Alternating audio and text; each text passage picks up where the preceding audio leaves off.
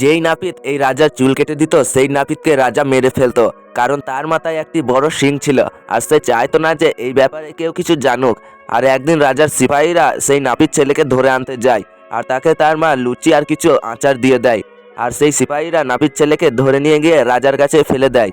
আর নাপিত ছেলেটি রাজার মাথায় শিং দেখে অবাক হয়ে যায়, কিন্তু সে চুল কাটতে থাকে আর তার চুল কাটা দেখে রাজা প্রসন্ন হয়, তাই তাকে এক বাক্স সোনা দিতে চায়। আর যখন সে সোনা খুলতে যায় তখনই তাকে বক্সের মধ্যে ঠেলে দেয়। আসলে এটি কোনো বক্স নয়, এটি ছিল একটি গুহা। আর সেখানে সে জলের মধ্যে ডুবতে থাকে আর সাঁতার কাটে এমন একটি জায়গায় চলে যায় যেখানে শুধু মানুষের খুলি ছিল। আসলে এই খুলিগুলি রাজার চুল কাটেছিল সেই নাপিতের। তারপর এখান থেকে একটি সাপ বের হয় আর এই সাপটি মানুষ খেতে খুবই ভালোবাসে, কিন্তু সেই নাপিটি তাকে একটি রুটি দিয়ে দেয় এবং তারপর সে বাঁশি বাজাতে লাগে আর সাপটি তার বসে চলে আসে। তো বন্ধুরা, এই ভিডিওর পার্ট 2 দেখার জন্য আমাদের ভিডিওতে লাইক করে চ্যানেলটি সাবস্ক্রাইব করুন।